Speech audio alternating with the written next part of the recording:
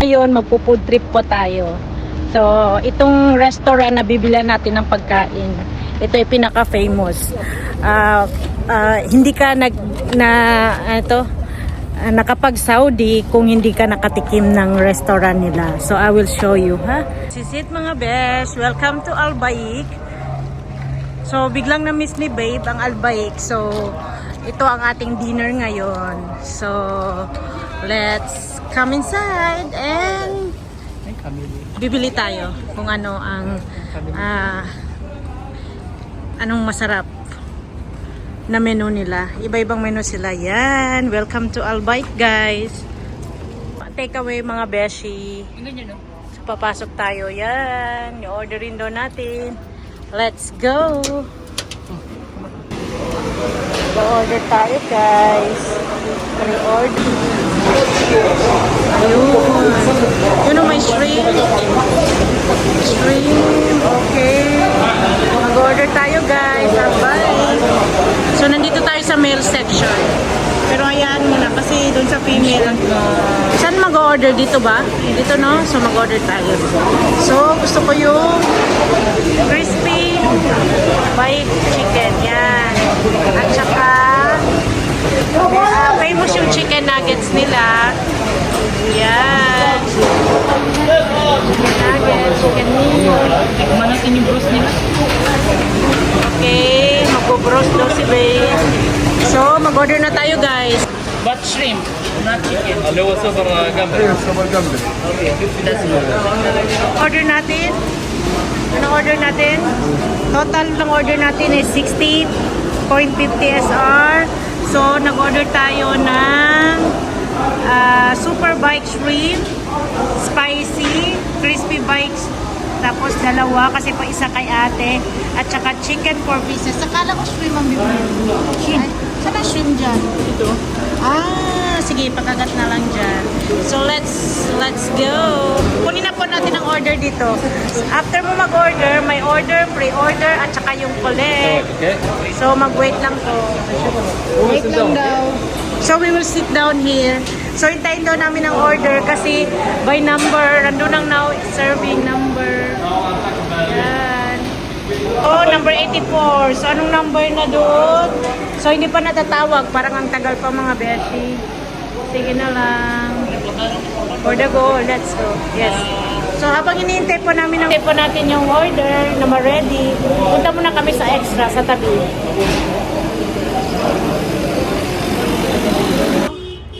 Tingnan natin kung ready na yung order natin. Tingnan ni Babe. 84 na daw, mga beshi. So, pwede na ready na ang order natin. Nag-take away lang po tayo.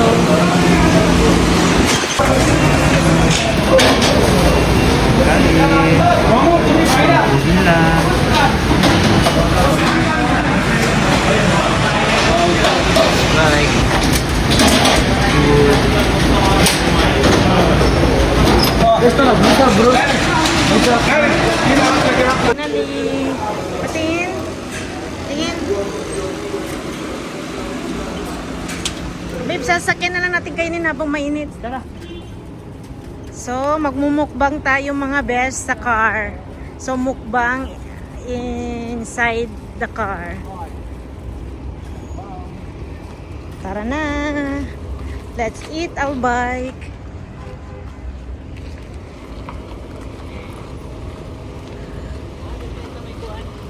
Park doon na papunta sa Loyon. Di ba may mga parking nandun? Let's go. Hello. So, nandito na yung aming pinamili. So, magkakain tayo dito na lang tayo sa car kumain. So, ito, bumili si Babe ng shrimp. So, sa akin is burger. Sa kanya ito muna doon. So, sa atin is ito, double spicy, double crispy bike. So, spicy po siya, mga best. Tingnan nyo, spicy. Tingnan natin. Parang burger lang to siya. Pero, double. naman is Okay, babe. chicken. Ang special sa Albike is meron silang secret sauce. Bakit ano kayong secret sauce nila? Yung garlic sauce nila, kakaiba. At kumpara sa ibang pan. Sarap. Ang laki niya mga beshi, oh. Ito ay 12 SR to siya. Sige, buksan mo nga. Tikman natin. Wow! Tingnan nyo. So, bismillah. Ang laki. Spicy to. Chicken. Sarap. Alam mo yung pag fast food, kaya nga fast food eh. Dapat kinakain na siya kaagad. Kasi kung patatagalin mo pa, hindi na siya masarap. Ang tawag doon ay? Slow food na yun. Correct. Slow food. So, sarap.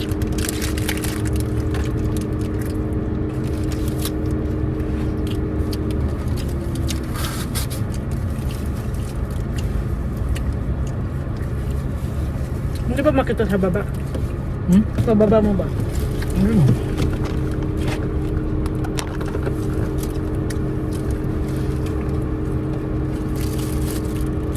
Spicy ba to? Very spicy? Hindi ko na-spicy yan.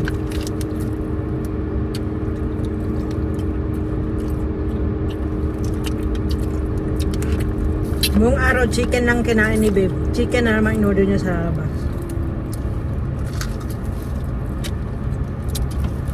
Sabi lang ni ng ate ko na huwag natin kumain ng mga dry food, especially mga boost, mga prito.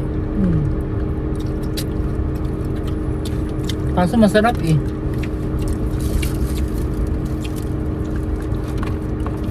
Especially ito.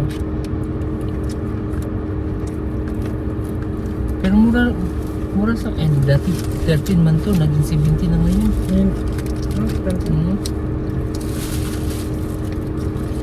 Dati 13 to, ngayon nag-17.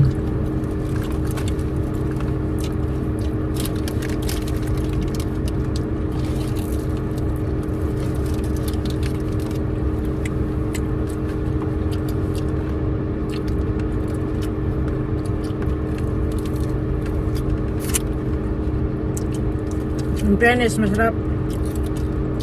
Itong double cheeseburger nila.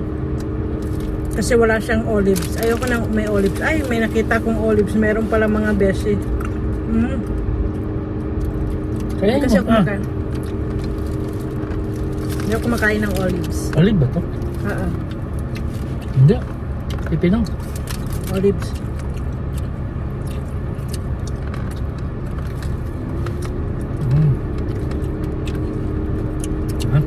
Kakakarwas ko lang, tapos dito tayo kumain. Ito man na may idea nito. Dapat hindi na ako mag-dinner. Masarap eh.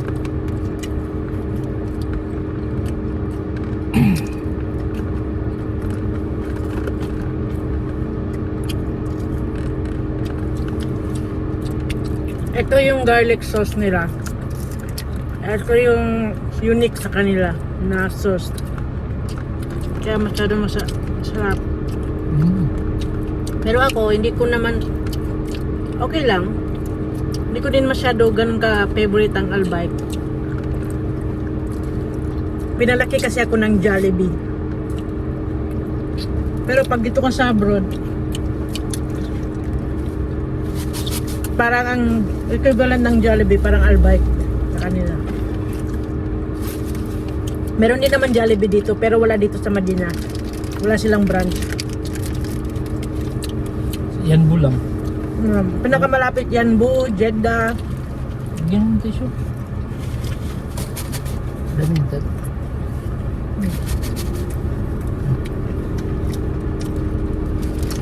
Panalo ito mga bes, ang sarap ng sauce niya.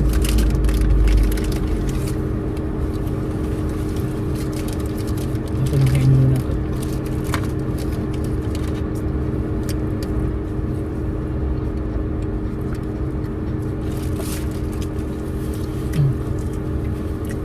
Diyan mo na sa lupin. mo ba? Ito.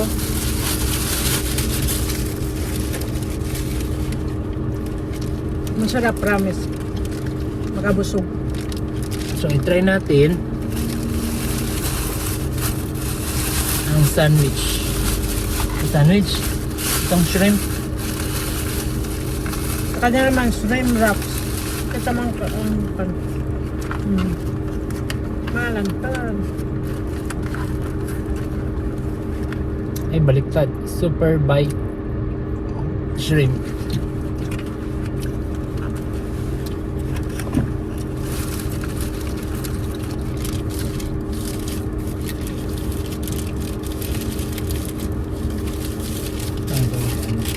Baliktad.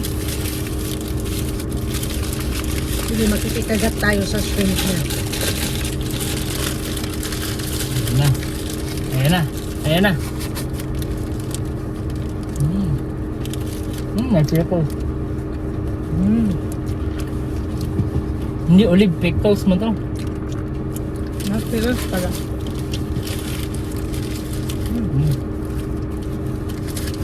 Itahak ko eh.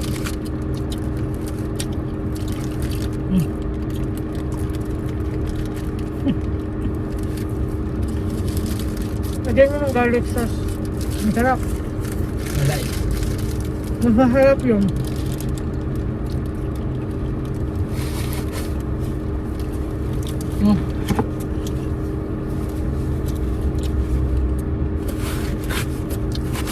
Ang sarap.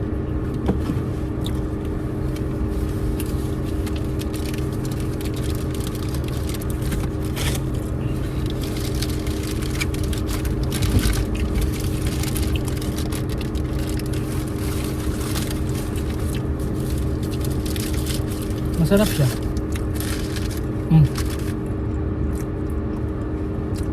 Next time pag mag-trip tayo ng shawarma, yan naman bilhin natin. Wala, kinain ko na yung pickles.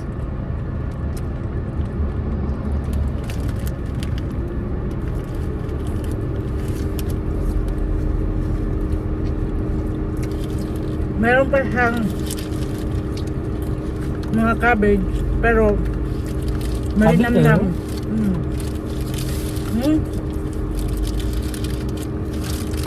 Hindi pala siya cabbage, lettuce. Mantay na. Butid ako mamaya. Allergic pala siya sa lettuce. Allergic po siya sa lettuce.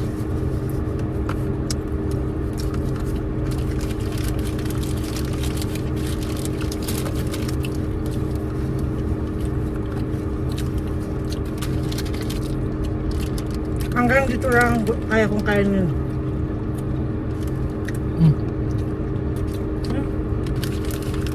Sila pa ang mag-uubos. Ano?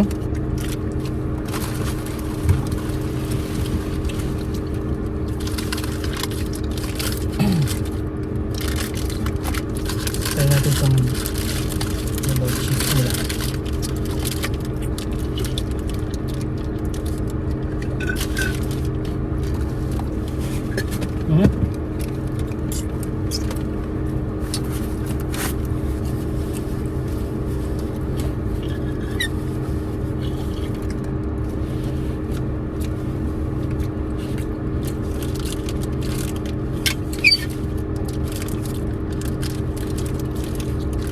Galing pa ng Vietnam.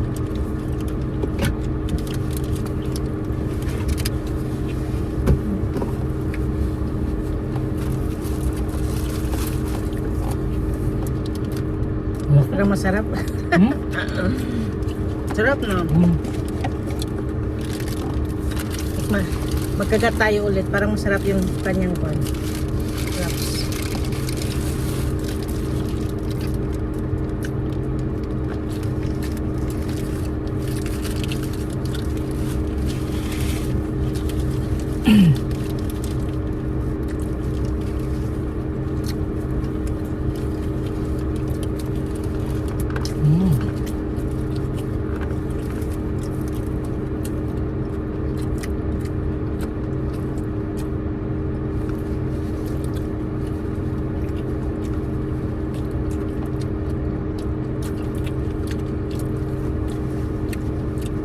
For the last.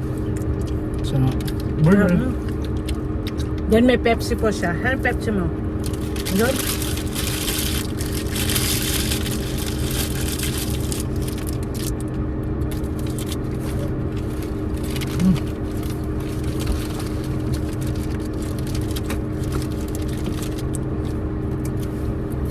Ito na, ayusin mo sa'yo.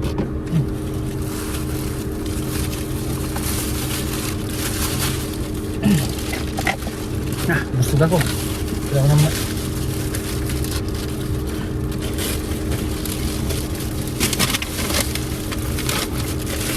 Ano yung Pepsi mo? Hindi Pepsi, Mirinda. Na, paborito ng ating. Ito naman mga besh, pasalubong namin kay ate. So for sure, tulog na siya. Bukas na lang niya kakainin. So ilalagay natin mamaya sa ref. Natutuwa yun kasi paborito niya rin ng albite. So meron na siyang pang breakfast. Okay. Ang sarap.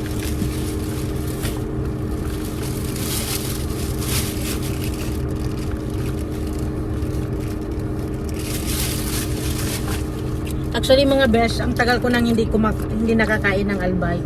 Kasi usually hindi ko siya kinikrave. Pero ngayon, I find it, siguro ganun siguro, pag matagal mong hindi nakain, pag nakain mo siya ulit, parang you find it very, comforting, very masarap. Kaya nga, parang feeling ko gusto kong kumain the next day or kwan. Pero, this is still fast food, so, kwan lang, once in a while lang tayo kakain. Hindi pwedeng every now and then kakain tayo niyan. So homemade foods pa rin tayo mga beshi. Nasa healthy diet pa rin tayo dapat.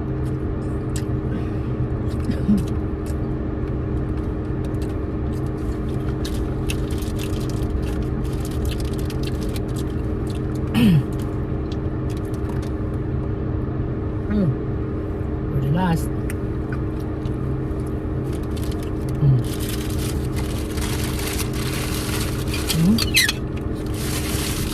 Ano yung butter chicken mo? Naubos mo. Okay. Tapos na guys. Naubos namin ang isang burger. A double spicy chicken burger. Tapos shrimp. Parang shawarma shrimp ng albite. Tapos may bros pa. May natira ata si babe. So, that's it. Mukbang is real sa atin ngayong gabi. So, pang closing remarks niya, Miranda. Akala ko Pepsi ang bibili niya. Kasi para maka-burp daw siya. Maka-burp ako. Yan ang binili niya ata. Ako hindi ako pwede mag-soft drinks at this time. And I'm not fan of soft drinks also. And I have my coconut water. Ako ngayon lang mag soft drinks. Sorry.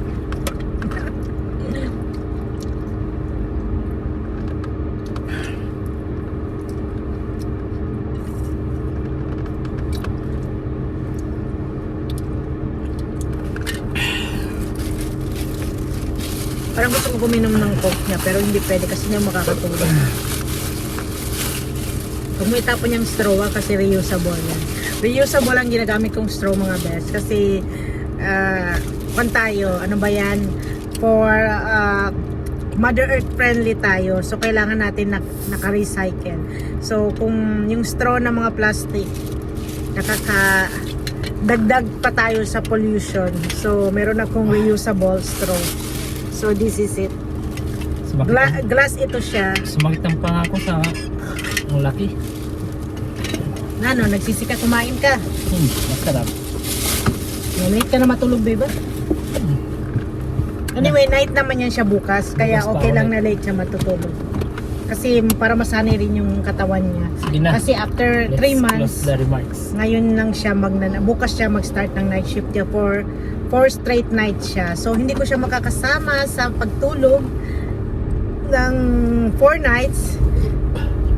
Pero ganun talaga, kailangan namin mag-work as an OFW dito sa Saudi Arabia.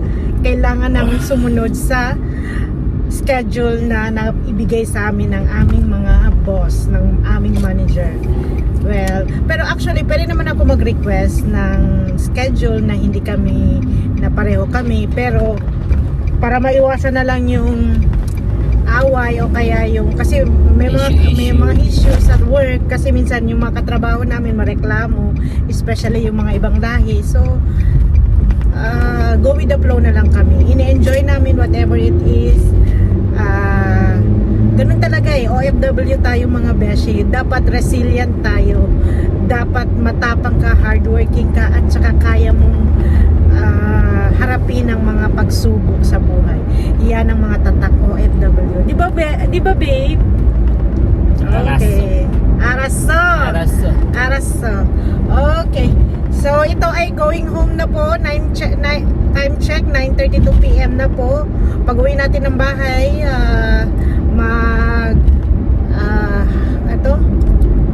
facial wash lang tayo and then ready for bedtime kasi tomorrow 7 AM ang duty natin. So mga pajar time, gigising na tayo kasi mag-work ulit tayo, and still Sunday, we still have a long way before mag-weekend kasi sa weekend ang ating off.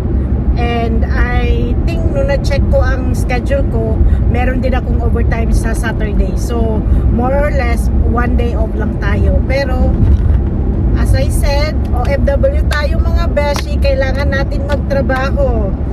Okay, so that's it. So bye, see you the next day sa A Day in Our Life as an OFW. Ano sabi mo babe? Good night everyone. Araso. Araso, good night everyone. Take care kayo palagi.